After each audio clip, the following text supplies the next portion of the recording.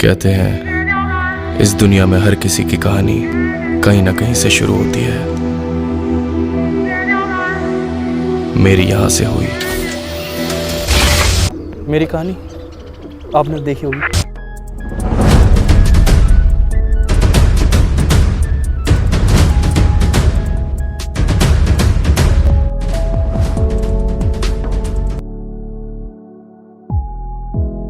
Arpan a king को तो आप जानते ही होंगे, लेकिन क्या आप जानते हैं दिल्ली के चाणक्यपुरी से कांस के कारपेट तक का सफ़र। अर्पण शुरू से ही पढ़ाई में एक एवरेज स्टूडेंट थे, पर उनका म्यूजिक और स्पोर्ट्स लाइक फुटबॉल में काफ़ी हाई इंटरेस्ट था। शायद बचपन से ही उनका और म्यूजिक का कोई रिश्ता था, क्योंकि 5 साल की उम्र में इवन ABCD भी उन्होंने हम साथ साथ हैं के गाने से याद की थी। उनकी schooling Navyug senior secondary school से हुई, जहां उन्हें दोस्त के रूप में भाई मिले। मनीष, अंकित और फ्रांसिस जैसे दोस्तों ने उन्हें काफ़ी सपोर्ट किया और उनके करियर में एक उनकी बैकबोन बने। अर्पण शुरू से ही जो है वो अपने डार्क टोन और फिजिकल अपीयरेंस को लेके काफ़ी इनसिक्योर थे, क्योंकि उस वक्त उनके रंग को लेके काफ़ी भेदभाव किया जाता था उनके साथ। उन्होंने एक दिन अपने एक दोस्त को नोटिस किया जो हनी सिंह और बाकी आर्टिस्ट के गाने सुन रहा था और याद करके पूरी क्लास को सुना रहा था, और पूरी क्लास जो थी उनकी उनको प्रेज कर रही थी। तो अर्पण ने सोचा क्यों ना ये गाने खुद लिखूं और फिर आके इनको सुनाऊं। तो फिर बस यही क्यूरियोसिटी लेके अर्पण अपने घर पे गए और उन्होंने कुछ लाइनें लिखी। अगले दिन वो स्कूल में आए, अपनी क्लास में उन्होंने डस्टर पकड़ा और वो सारी लाइनें, वो जो गाना उन्होंने लिखा था घर पे, वो आके सुना दिया। उन्होंने नोटिस किया कि जो क्लास कभी शांत नहीं होती थी, वो उनका गाना सुनकर एकदम सब चुप हो गए, सब खामोश हो गए। उनकी परफॉर्मेंस जैसे ही खत्म हुई, सबने उनको बहुत प्रेस किया। अर्पण ने देखा कि जहां वो इनसिक्योर नेचर की वजह से काफ़ी गुस्सा और काफ़ी बातें खुद के दिल में दबा के रखते हैं, वहीं पे म्यूज़िक उनके लिए एक ऐसा जरिया बना जहां पे वो अपनी दिल की बातें जो है वो अच्छे से एक्सप्रेस कर सकते थे। इसी बीच उन्होंने एज अ स्पोर्ट्समैन फुटबॉल के अंडर-20 नेशनल्स भी खेले। 12th में ह्यूमैनिटीज़ लेकर पास होने के बाद उन्होंने दयाल सिंह कॉलेज में स्पोर्ट्स कोटा के थ्रू एडमिशन लिया, जहां उन्हें काफ़ी नए लोग मिले। जिस साइड किंग काफ़ी स्ट्रेट फॉरवर्ड और रियल थे, लेकिन कॉलेज में उन्हें जो लोग मिले वो काफ़ी फेक टाइप के थे, जो अमीर गरीब ये ग्रुपिज़म में काफ़ी बिलीव करते थे। उन्होंने अपने फाइनेंशियल स्टेबिलिटी और अपने खर्चे निकालने के लिए एज अ जिम ट्रेनर भी काम किया, और एंड में स्पोर्ट्स अटेंडेंट की सरकारी नौकरी मिली उन्हें उनके स्पोर्ट्स बैकग्राउंड की वजह से। स्टार्टिंग में उन्हें गाने निकालने में काफ़ी दिक्कत होती थी, क्योंकि उन्हें 500 रुपये पर और स्टूडियो में रिकॉर्डिंग के देने पड़ते थे, और उस वक्त 500 रुपये उनके लिए काफ़ी ज़्यादा होते थे। तो बाकी अर्पण शुरू से ही थोड़े म्यूजिक उनके लिए एक ऐसा जरिया बना, इसलिए 2010 से वो अपनी दिल की बातें जो है वो अच्छे से एक्सप्रेस कर सकते थे। पर म्यूज़िक की जर्नी जब उन्होंने अपनी स्टार्ट करी, 2010 में उन्होंने अपना एक फेसबुक अकाउंट खोला जिसका नाम उन्होंने रखा था किंग रोको, और 2012 में उन्होंने किंग रोको नाम से ही अपना यूट्यूब चैनल भी बनाया, और 2015 में अपना पहला ट्रैक ड्रॉप किया। उस वक्त उन्होंने अपना नाम किंग छोड़ के किंग रोको इसलिए रखा था क्योंकि किंग जो है वो सर्च रिजल्ट में नहीं आता था। 2015 के बाद उन्होंने पोस्टिंग चालू की, ट्रैक लाइक टोरा किंग पोस्ट कर रहे थे। इवन उन्होंने अपनी एक एल्बम अनाउंस करी थी फेथ नाम से, बट अफसोस वो कभी आ नहीं पाई। आफ्टर ऑल दिस काफ़ी गैप लेकर उन्होंने गाने निकाले लाइक प्रॉमिस, कोरस, होले, और इसके बाद उन्होंने एक वेल प्रिपेयर्ड रैप ड्रॉप किया जिसका नाम था तालियां। आफ्टर दिस ट्रैक उनकी EP आई जिसका नाम था तलिस्मन, और वो काफ़ी ज़्यादा लोगों को पसंद आने लगी। इवन उस EP के नाम से एक ट्रैक तलिस्मन में उन्होंने 2019 के मशहूर EP की अनाउंसमेंट करी, और इसके दौरान काफ़ी लोग किंग को जानने लगे थे, और मशहूर EP का एक ट्रैक गुमशुदा काफ़ी ज़्यादा पसंद आया, और उस वक्त किंग का मोस्ट व्यू ट्रैक भी बना वो। मगर स्टिल कहीं ना कहीं किंग जो फेम डिज़र्व करते थे उन्हें वो अभी तक मिला नहीं था। पर 2019 में उनके एक दोस्त के थ्रू उन्हें MTV हसल के बारे में पता चला कि उसके ऑडिशन हो रहे हैं। उस वक्त अर्पण अपनी स्पोर्ट अटेंडेंस की जॉब कर रहे थे, but he decided to participate in audition and surprisingly due to his good performance he got selected. और यहाँ से अर्पण की ज़िंदगी में एक नया चैप्टर चालू होने वाला था, जहां अपनी म्यूज़िकल जर्नी में वो काफ़ी स्टार्टिंग्स की स्टेज में थे और उन्हें डिसेंट अमाउंट ऑफ व्यूज़ आ रहे थे, बट अभी उन्हें एक स्टेज मिलने वाला था जो ऑल ओवर इंडिया उन्हें पहचान दिलाने वाला था। 10 अगस्त 2019 जो कि किंग्स क्लैन डे भी माना जाता है, इस दिन MTV Hustle rap reality show season 1 आया।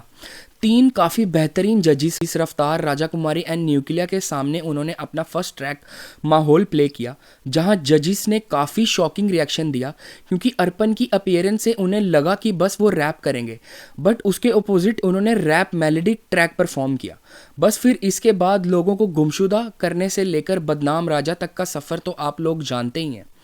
काफ़ी उतार चढ़ाव आए, जहां बेला से उनकी लड़ाई भी हुई जो आगे जाके सॉल्व भी हुई, और उनके साथ में इसमें मोनोपोली मूव्स में एक गाना भी आया। उनके फैंस ने उन्हें हिट मेकर, हिट मशीन और ना जाने किस किस नाम से पुकारा है। किंग को हसल के थ्रू एक फैन बेस मिल गया। आफ्टर हसल उन्होंने अपनी न्यू एल्बम अनाउंस करी जिसका नाम था न्यू लाइफ। शुरू में जिसके सिर्फ 2 ही गाने आए थे, एक था तुम साथ रहना जो कि लोगों के दिलों में आज भी राज करता है, और दूसरा था नो लॉस जिसमें अर्पण जो है लाइफ का कड़वा सच बता रहे हैं। खैर ड्यू टू सम रीज़न उस एल्बम को बीच में ही छोड़ना पड़ा। पर 2020 को उन्होंने अपनी अपकमिंग एल्बम द कार्निवल का अनाउंसमेंट वीडियो पोस्ट करा। कार्निवल में टोटल 8 गाने थे जो कि काफ़ी अच्छा परफॉर्म कर रहे थे। इवन उस वक्त उनके मिलियन में व्यूज़ जा रहे थे। There is a story line in the album जो कि किंग ने रिवील तो नहीं करी, बट वीडियोस में वो स्टोरी हमें दिखती थी। इस स्टोरी को डिकोड करने में पूरी Kings clan legit groups and story में अपने ओपिनियन शेयर करते थे। 1 दिसंबर 2020 को इस एल्बम का लास्ट ट्रैक तू आके देख ले रिलीज होता है, जो कि काफ़ी अच्छा और काफ़ी मेलोडियस ट्रैक था। शुरू में तो इसे सही डिसेंट अमाउंट में व्यूज़ मिले, but after 6 month somehow TikTok पे बूम हो गया, और उसके बाद ये ट्रैक इतना पॉपुलर हुआ कि इसने किंग को एक नई पहचान दिलाई जो किंग डिजर्व करते थे। इस गाने से ही उनको ब्रेक थ्रू मिला, जो एक गाना 600 मिलियन से भी ज़्यादा व्यूज़ पे बैठा है आज यूट्यूब पे। किंग काफ़ी ज़्यादा शो करने लगे। बट सैडली 2020 में ड्यू टू कोविड-19 लॉकडाउन आ गया और पूरा देश बंद हो गया, जिसकी वजह से उन्हें नेक्स्ट प्रोजेक्ट में कुछ प्रॉब्लम्स आई, बट स्टिल ये एल्बम भी किंग की हिट साबित हुई। After gorilla bounce king got signed with blueprint INC, जहां उन्हें श्वेता दीदी और भव्य आनंद जैसे मैनेजर जो कि पास्ट में बादशाह और ना जाने कितने बड़े आर्टिस्ट को हैंडल कर चुके हैं, जो कि एक वेल एस्टेब्लिश्ड लेबल था, और उन्होंने किंग को काफ़ी न्यू अपॉर्चुनिटीज़ दी। और इसके बाद किंग कभी रुके नहीं, और उन्होंने 2022 को अपनी ख्वाबिदा ईपी की अनाउंसमेंट करी जो कि आगे जाके उनकी एल्बम द शैम्पेन टॉक से कनेक्ट होती थी। इस ईपी में 3 ट्रैक थे और तीनों ही ट्रैक्स ने चार्ट्स पे धमाका किया। जहां एक तरफा जैसे गाने ने ना जाने कितने लोगों के दिल के जख्मों को छेड़ा, बाजी ट्रैक से उन्होंने लोगों के अंदर का लवर जगा दिया, और आखिरी में जो सिनर ट्रैक था वो अग्रेसिव पर्सनैलिटी और लोगों का जो एक रॉ नेचर है उसको बाहर ला रहा था। इसके बाद आती है हमारी album the champagne talk. Champagne talk की शुरुआत उसके गाने ऊप्स ने करी, और इसके बाद हमने उनके काफ़ी वक्त से हाइप ट्रैक पाब्लो सुना। इसके बाद हमें जो तीसरा गाना एल्बम में वीडियो के साथ देखने को मिला था वो था मान मेरी जान, जिसने तो सारे रिकॉर्ड्स तोड़ दिए। अरिजीत सिंह के गाने तक को पीछे छोड़ दिया। ये गाना एक वक्त पर हर इंसान की जुबान पे था। इस गाने ने सारे चार्ट्स हिला दिए। इवन इसके बाद tracks like broken dream, me and me, ना जाने तू एक कल्ट क्लासिक बने, and Dejalo, champagne talk club banger बन के सामने आए। ड्यू टू मान मेरी जान King got chance to collab with Nick Jonas. अब जब किंग को इतनी सक्सेस मिल गई थी तो ही announced his world tour, but unfortunately due to visa problem ये उस वक्त हो नहीं पाया।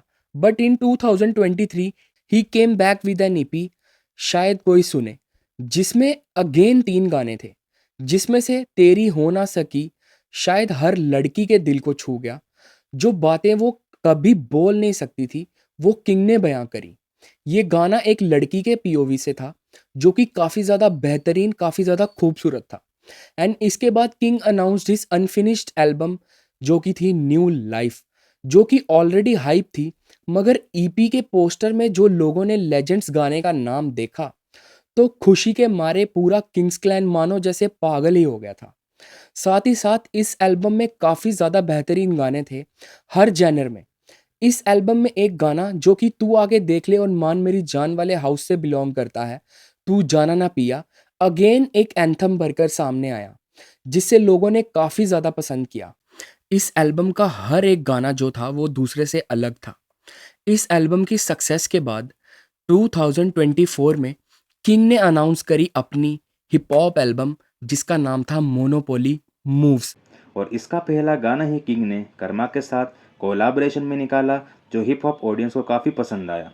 इवन इसके बाकी ट्रैक्स जैसे वॉर क्राई जो कि किंग ने रफ्तार के साथ एक मोटिवेशनल ट्रैक भी निकाला था, उसे भी लोगों ने काफ़ी ज़्यादा पसंद किया। आफ्टर मोनोपोली मूव्स किंग ने एक सक्सेसफुल इंडिया टूर और एक सक्सेसफुल वर्ल्ड टूर भी किया। एंड आफ्टर दिस उन्होंने एलन वॉकर जैसे world famous DJ and music producer के साथ अपना एक track story of a bird भी निकाला। रिसेंटली ही किंग ने अपनी ईपी शायद कोई ना सुने निकाली जो कि शायद जिस इंसान तक उन्हें पहुंचानी थी पहुंच गई। ये ईपी शायद एक चिट्ठी थी किंग की तरफ से बस कुछ लोगों के लिए जो शायद 3 गानों में लाइफ के 3 स्टेजेस समझा के गई। उस ईपी का एक ट्रैक ये ज़िंदगी है काफ़ी ज़्यादा लोगों को पसंद आया, जहां इस ट्रैक ने लोगों को ज़िंदगी का मतलब समझाया। Ladies and gentlemen, this was the story of अर्पण कुमार चंडेल। वैसे तो ये कहानी सिर्फ किंग की है, मगर ये कहानी हमें भी काफ़ी कुछ सिखा जाती है। एक ऐसा इंसान जिसने बस सपना देखा था, आज उस सपने को वो जी रहा है। इस कहानी से हम सीखते हैं कि लाइफ में भले जितनी दिक्कतें आ जाएं, जितनी परेशानियां आ जाएं, मगर आपकी मेहनत और आपके लक्ष्य को पाने का पागलपन अगर आपके साथ है, तो आप वहाँ पहुँच ही जाओगे जहाँ आपको जाना होता है, जहाँ आपकी मंजिल होती है। A very happy birthday to the king of melodies and king of heart. May God bless you, king, with everything. May God bless you, my boy. A vibe. अगर दिल में किसी चीज़ के लिए प्यार हो और आंखों में उसे पाने का सपना, अगर मेहनत पे विश्वास हो तो उस पे भरोसा पूरा रखना। निशाने साफ नज़र आते हैं अगर सीख जाओ लक्ष्य को तकना। सितारों को कोई जाके नहीं चमकाता, वो खुद सीख लेते हैं चमकना।